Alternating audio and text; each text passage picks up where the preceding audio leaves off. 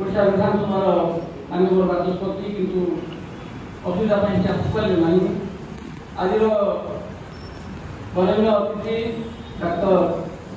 हरेश्वर मंडल आज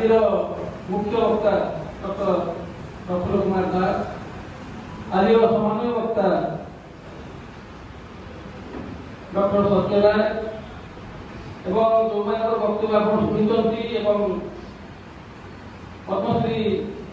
दरदर को बुझापी गोटे अवकाश सृष्टि होती इंजीनियर चंद्रशेखर नंद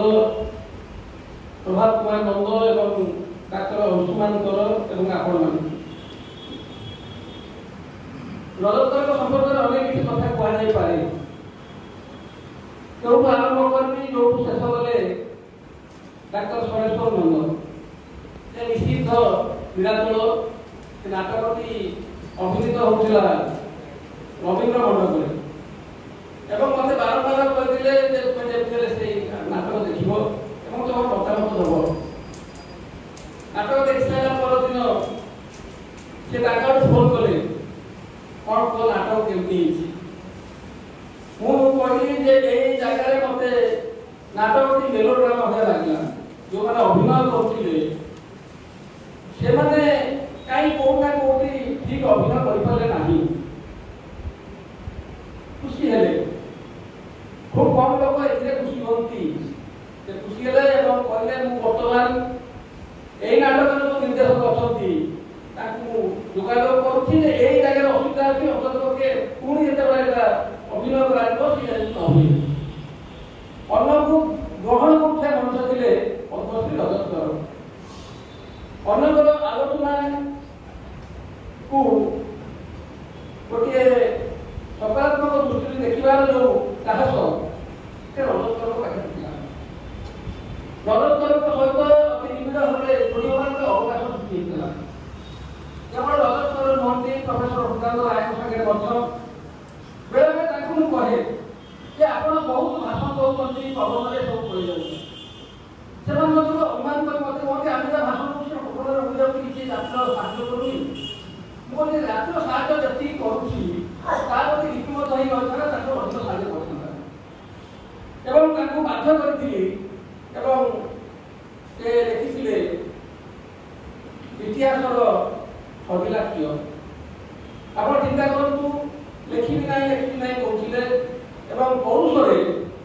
दीर्घ 3 वर्ष ऊर्ध काल गोटे सीरियल भाव में लेखा प्रकाश पाला अंतर्पक्षे से लेखा जहाँ आज रोमांच सृष्टि कराए से बही बाहर पढ़े बुझे रजत केते गंभीरता जापारती ओडिया साहित्य केवल नुहे ओडिया इतिहास ओडिया संस्कृति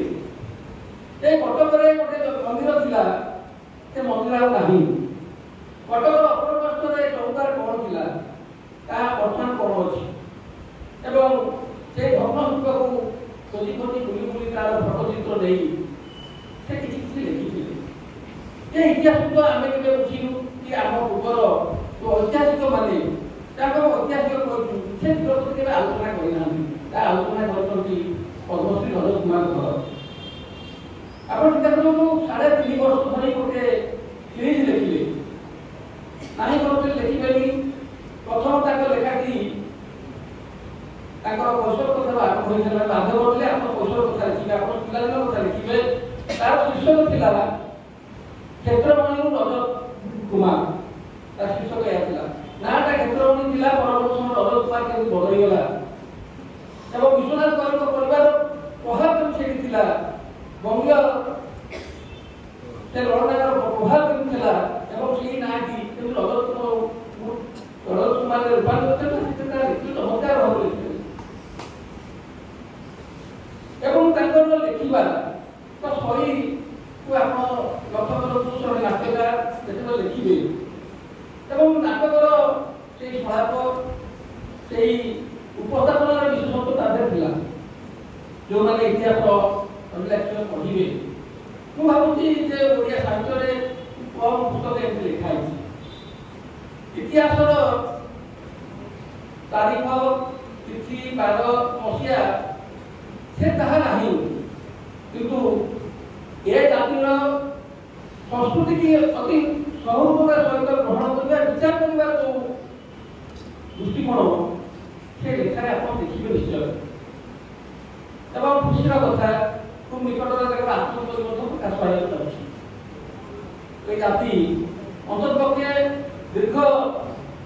8-10 ঊর্ধ্বকাଳ ধରି ଯେଉଁ ଜୀବନ ସ୍ପନ୍ଦିତ କରିଥିଲା এই ଜାତିକୁ ତାକୁ ମଧ୍ୟ ଆପଣମାନେ ପଢ଼ିବାର ସୁଯୋଗ ପାଇପାରିବେ। ଭରତ କୁମାର କରଙ୍କୁ ମାନେ ଜାଣିଛନ୍ତି ଏଠି ତ ତାଙ୍କେମାନେ ଅଛନ୍ତି ଗୋଟେ ଅନୁଭୂତି ଯେଉଁ ମୋ ଆଖିରେ ଲୁହ ଆସେ। ଅନ୍ତତପକ୍ଷେ ମୁଁ ମୋ ଗାଁକୁ ଯାଉଛି 2 ଦିନ ପରେ ରଜସ୍ୱଳା ଆମ ଗାଁକୁ ଯିବେ ଏବଂ ସେଠି ରାମ ମନ୍ଦିର ନୂଆ ହେଉଛି ଏବଂ ସିଏ ସେଠି ଯୋଗ ଦେବେ। ସବୁ ସରିଛି କିନ୍ତୁ ରାସ୍ତାରେ କେବେ ଯାଉଛି ସେଠି ରଜସ୍ୱଳା ଆଉନାହାନ୍ତି। ମୋତେ କହିଛନ୍ତି ଯେମିତି ମୁଁ ଆଖିର ଅବସ୍ଥା ଭଲ ନାହିଁ, ଆଖି ଅପରେସନ ହେଇଛି, ଅସୁବିଧା କିଛି ହେଇଯାଇଛି ଜାଣିଛ, ତଥାପି ତୁମେ ଡାକୁଛ ମାନେ ତମ ଗାଁକୁ ଯିବି। ଏଇ ଯେଉଁ ଆତ୍ମୀୟତା ଖୁବ୍ କମ୍ ଲୋକଙ୍କ ପାଖରେ ମିଳେ ଏବଂ ସେ ତ ଯାଇନଥିଲେ ଏବଂ ମୋତେ କହିଥିଲେ ଯେ ତୁମେ ସେ ମନ୍ଦିରର ନାଁକେ ରାଘବେନ୍ଦ୍ର ସ୍ୱାମୀ ମନ୍ଦିର ଦେଖିଲ, ସେଇଟା ତ ଗୋଟେ ଦକ୍ଷିଣ ଭାରତର ଭାଷା, ଯାହା ହେଇଯାଇଛି ଆଉ ତାର କିଛି କହିବାର ନାହିଁ। ମନ୍ଦିର ହେଇସାରିଛି, ମୂର୍ତ୍ତି ଆସିଯାଇଛନ୍ତି ଏବଂ ସେଗୁলো ଆପଣ ଯାଇ ପହଞ୍ଚିବେ। ତାଙ୍କର ଦୃଷ୍ଟିକୋଣ ଯେ ରାଘବେନ୍ଦ୍ର ସ୍ୱାମୀ ଏଇ ନାଁଟି ଯେହେତୁ କାହିଁ ନ ଆମର କ'ଣ ଆଉ କିଛି ଦେଇପାରୁଛନ୍ତି, ଅନ୍ତତଃ ସ୍ପଷ୍ଟ ଭାବରେ ନିଜର ଦୃଷ୍ଟିକୋଣ ରଖୁଥିବା ଲୋକ ରଜତ କୁମାର କର। ଆପଣ ଯେଉଁମାନେ ଦେଖିଛନ୍ତି ଯେ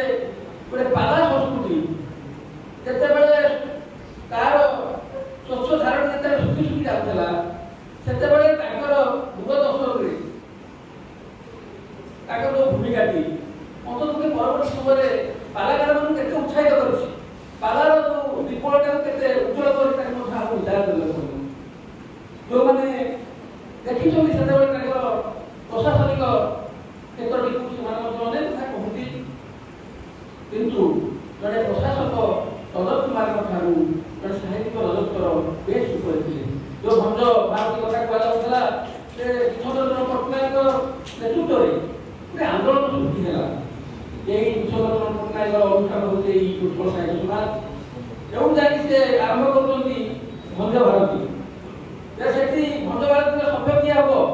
ତାର ଯେ ଦୀର୍ଘ ଦିନ ଧରି ସେ ଛାତ୍ର ସମାଜରେ ଯିଏ କାମ କରିବ ସିଏ ହବ। ଯେତେବେଳେ ଭୂଦାନନ୍ଦ ରାୟ ଆସିଲେ ତାଙ୍କ ସହିତ କାମ କଲେ ଏବଂ ପରବର୍ତ୍ତୀ ସମୟରେ ଆମେ ଯେଉଁମାନଙ୍କୁ ଶୁଣୁଥିଲେ ସେମାନେ ମଧ୍ୟ ଆସିଲେ। ଗୋଟେ ଆନ୍ଦୋଳନ ଆନ୍ଦୋଳନ ତିଷ୍ଠି ରହିଛି। ରଜତ କରଙ୍କ ଭଳି କିଛି ପୂର୍ଣ୍ଣ ମା ମାନଙ୍କର ଯେଉଁ ଭୂମିକା ସେଇଥିପାଇଁ ବୋଧେ ଅନୁଷ୍ଠାନ ଆଗକୁ ବଢୁଛି। ଏବଂ କୁହାଯାଉଥିଲା ସେ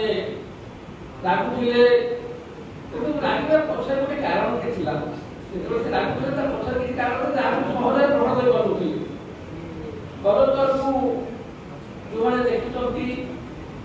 ତାଙ୍କର ଶବ୍ଦ ଯେତେବେଳେ ଶୁଣୁଛନ୍ତି ଆକାଶବାଣୀରେ, ସେ ଆକାଶବାଣୀର ନାଟକରେ ହଉ କି ସେ ପୁରୀର ବଡ଼ଦାଣ୍ଡରୁ ରଥଯାତ୍ରା ଧାର ଦୁଇଟି ଜାଗା ଯେତେବେଳେ ଆପଣ ଶୁଣୁଛନ୍ତି, ଅନ୍ତତଃ ଅନ୍ୟ ଭାଷାକାର ମାନଙ୍କୁ ଆପଣ କେତେ ଚିହ୍ନିବେ ନ ଚିହ୍ନିବେ ଅଲଗା କଥା, କିନ୍ତୁ ରଜତଙ୍କ ସ୍ୱରରୁ ରଜତଙ୍କୁ ଚିହ୍ନିବା ନିଶ୍ଚିତ ପିଲା ଆମମାନଙ୍କ ପାଇଁ। ରଜତର କହୁଛନ୍ତି ଅର୍ଥ ଆମେ ଶୁଣିପାରୁ ଯେ ରଜତର କହୁଛନ୍ତି ତାଙ୍କର ସ୍ୱର ହେଉଛି ଏହା। ଜଣେ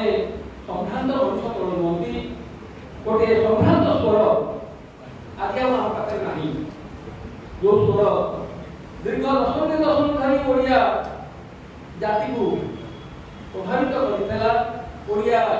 ପ୍ରାଣ ସ୍ପନ୍ଦନରେ ଗୋଟେ ମହକ ଭରି ଦେଇଥିଲା। ଯେଉଁମାନେ ଦେଖିଛନ୍ତି ଗୋଟେ ବଡ଼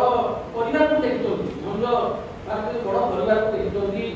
ସେମାନେ ଶରତଙ୍କୁ ଦେଖିଛନ୍ତି ଏବଂ ଅନ୍ୟକୁ ବେଶୀ ଆପଣାର କରୁଥିବା ପ୍ରଭାତ ମଧ୍ୟ ଦେଖିଛନ୍ତି। ଆଜି ପ୍ରଭାତଙ୍କ ଦେହ ଭଲ ନାହିଁ, ଅନ୍ତତଃ ଆମ ପାଇଁ ଗୋଟେ ଖବର ବୁଝି ତାଙ୍କ ଦେହ ଭଲ ନାହିଁ। ସେମାନେ ଦୀର୍ଘଦିନ ଧରି ଗୋଟିଏ ଗୋଟିଏ ପରିବାର, ଏକ ଚନ୍ଦ୍ରଶେଖର ନନ୍ଦ, ଶୈଳେନ୍ଦ୍ର ନନ୍ଦ ଏବଂ ଦେଖୁଛନ୍ତି ଗୋଟିଏ ଗୋଟିଏ ପରିବାର କେମିତି ଗୋଟିଏ ଗୋଟିଏ ସମୟରେ ଓଡ଼ିଶାର ସାଂସ୍କୃତିକ ବାତାବରଣକୁ ଆଗକୁ ବଢ଼େଇଛନ୍ତି। ଅନ୍ତତଃ ସେହି ଅବଦାନ ଆଗାମୀ ଦିନରେ କେତେ ଆଗକୁ ବଢ଼ିବ ତାହା ମଧ୍ୟ କିଛି ସନ୍ଦେହ ନାହିଁ। ଯେତେବେଳେ ମୋ ପରିସରର ମଣିଷକୁ ଚିହ୍ନିବାର ଅବକାଶ ନାହିଁ, ବୟସ ଠିକ୍ ନାହିଁ ଯେ ମୋ ପାଖରେ କିଏ ଅଛି, ମୋ ଆଗରେ କିଏ ଅଛି, ମୋ ପଛରେ କିଏ ଅଛି, ସାମାନ୍ୟ ଆଗ୍ରହ ମଧ୍ୟ ନାହିଁ ସେତେବେଳେ ମନେ ପଡ଼ନ୍ତି ଜିଜ୍ଞାସୁ ରଜତ କୁମାର କର କେବଳ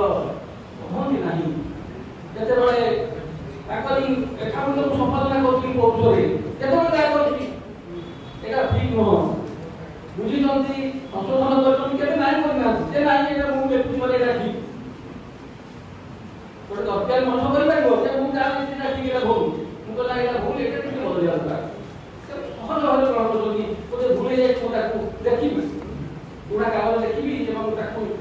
କହିବି ଏଇଟା ଠିକ୍ ଅଛି ଭୁଲ ଅଛି ଯେ ଜଣେ ମଣିଷ ରଜତ କୁମାର ସଂଘକୁ ପ୍ରଣାମ କରୁଛି ଯଦି ଆପଣଙ୍କର ମଣିଷ ଆପଣ ସମସ୍ତଙ୍କୁ ଆପଣଙ୍କର ମଣିଷ ଅଶୀ ଅଭିମାନକୁ ଉଠେଇ ଦେଉଥିବା ମଣିଷ ପ୍ରତି ରଜତ କୁମାର କର ଆମ ପାଖରେ ସେ ନାହାନ୍ତି କିନ୍ତୁ ଆଜିଠାରୁ ଏଇ ଐତିହ୍ୟ ପକ୍ଷରେ ସ୍ଥାନ ପାଇବେ